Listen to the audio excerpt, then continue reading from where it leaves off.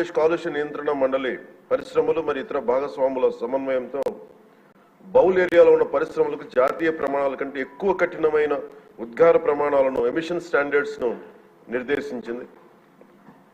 ఉదాహరణకు particulate matter PM10 యొక్క గాఢత అంటే మిల్లీగ్రామ్ పర్ మెట్రిక్ క్యూబ్ దాదాపు 50 మిల్లీగ్రామ్ పర్ మెట్రిక్ క్యూబ్ గా జాతీయ ప్రమాణం 150 మిల్లీగ్రామ్ పర్ మెట్రిక్ క్యూబ్ కంటే గాను SO2 లెవెల్ 5 mg జాతీయ ప్రమాణం 25 mg కంటే నిర్దేశించడం అయింది. ఈ కఠినమైన నిబంధనల కారణంగా పరిశ్రమలు కాలుష్య నియంత్రణ వ్యవస్థను అప్గ్రేడ్ చేశాయి మరియు గ్రీన్ విశాఖ కార్యక్రమం కింద విస్తారమైన గ్రీన్ బెల్ట్ ని అభివృద్ధి చేశాయి. ఈ చర్యల వలన సెపీ స్కోర్ 2013 నాటికి 70.82 నుండి 52.31కి తగ్గింది. 2013లో ministry of environment, forest and climate change comprehensive environment pollution index score నగరానికి సంబంధించి 60 కంటే తక్కువగా ఉండడం వలన పరిశ్రమల విస్తరణపై మన మారిటోరియం ఎత్తివేసింది. కాలుష్యాన్ని నియంత్రించడంలో గణనీయమైన విజయం సాధించినప్పటికీ విశాఖపట్నంలో పరిశ్రమల విస్తరణ కార్యక్రమాల వలన మరియు సంబంధించిన ధూళితో కూడిన సరుకు రవాణా, కార్గో రవాణా మొదలైన తదనంతర కార్యకలాపాలు వాయు కాలుష్యం పెరగడానికి కారణమైనాయి.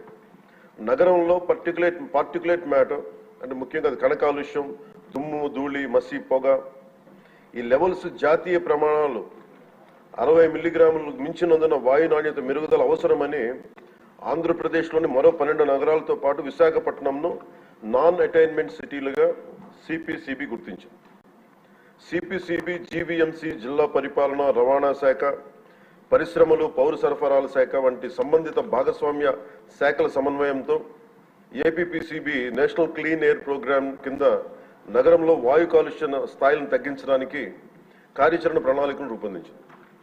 ప్రభుత్వం CPCB, APPCB అన్ని భాగస్వామ్య శాఖలచే ఆమోదించిన కార్యాచరణ ప్రణాళిక అమలును నిశ్చితంగా పర్యవేక్షిస్తుంది.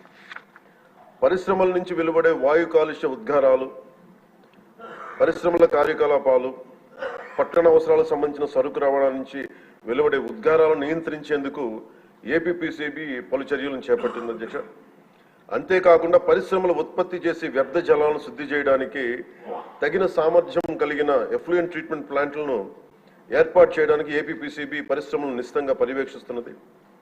విశాఖపట్నం నగరంలో ఉత్పత్తి అయ్యే మురుగునీటిని GVMC నిర్మించిన 5 మేజర్ సువేజ్ ట్రీట్మెంట్ ప్లాంట్స్ ని 13 మినీ STPలను మళ్లించడంతో పాటు నిర్దేశిత ప్రమాణాలకు అనుగుణంగా STP అవుట్లెట్ వద్ద కాలుష్య స్థాయిని పర్యవేక్షించడం ద్వారా నీటి కాలుష్యానికి అవకాశం లేకుండా వీలు కల్పిస్తూ ఉంది.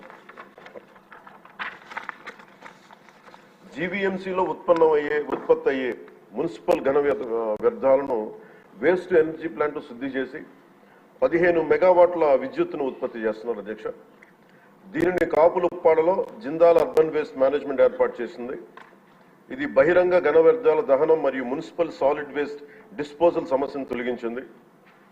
విశాఖపట్నం నగరంలో కాలుష్య స్థాయిలను తగ్గించడానికి మరిన్న నివారణ చర్యలు చేపట్టడానికి కాలుష్య మూలాలు మరియు సంబంధిత కాలుష్య కారకాలను సవివరంగా గుర్తించడానికి ఒక సోర్స్ అపాయింట్మెంట్ స్టడీని విశాఖపట్నంలో ఆంధ్ర విశ్వవిద్యాలయానికి అప్పగించడం అయింది. APPCB ఎప్పటికప్పుడు పరిశ్రమలను పర్యవేక్షిస్తూ వాయు కాలుష్య నియంత్రణ వ్యవస్థలను, వ్యర్థాలను, శుద్ధి వ్యవస్థలను అప్గ్రేడ్ చేసి ఆపరేట్ చేయాలని ఎప్పటికప్పుడు ఆదేశాలను జారీ చేస్తుంది. Real time pollution monitoring systems ద్వారాను మరియు భౌతిక తనిఖీల ద్వారా పరిశ్రమలను APPCB పర్యవేక్షిస్తున్నది. ఈ చర్యల యొక్క వివరాలను అనుబంధంగా సభా సమక్షంలో ఉంచడం అయింది. పరిశ్రమల పర్యావరణ ఆడిట్ వ్యవస్థను కూడా ప్రభుత్వం ఏర్పాటు చేయనుంది. పరిశ్రమల్లో పర్యావరణ ఆడిట్ నిర్వహించడానికి భారత ప్రభుత్వం పర్యావరణ మరియు అటవీ మంత్రిత్వ శాఖ 2024 జనవరి 29న ఒక ముసాయిదా నోటిఫికేషన్ జారీ చేసింది. పర్యావరణ సుస్థిరత మరియు పరిశ్రమల వృద్ధికి నిబద్ధతలో భాగంగా పర్యావరణ చట్టాన్ని పాటించేలా చూడటానికి మరియు మెరుగుదల అంశాలను గుర్తించడానికి APPCB పరిశ్రమల్లో క్రమం తప్పకుండా పర్యావరణ ఆడిట్ నిర్వహిస్తున్నది. పరిశుభ్రమైన పర్యావరణ లక్ష్య సాధన కోసం ప్రజలతో సహా సంబంధిత భాగస్వాములందరినీ చైతన్యవంతం చేయడానికి ఆంధ్రప్రదేశ్ పొల్యూషన్ కంట్రోల్ బోర్డు మరియు ప్రభుత్వం చిత్తశుద్ధితో కృషి చేస్తున్నాయి. స్వచ్ఛమైన గాలి, స్వచ్ఛమైన నీరు, భవిష్యత్ తరాల శ్రేయస్సు కోసం సురక్షిత పర్యావరణ పద్ధతులతో రాష్ట్రాభివృద్ధి కట్టుబడి ఉన్నాం.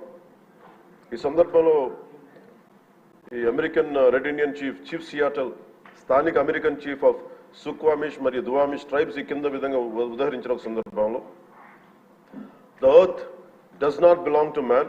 Man belongs to the earth. We don't inherit the earth, but we borrow it from our children.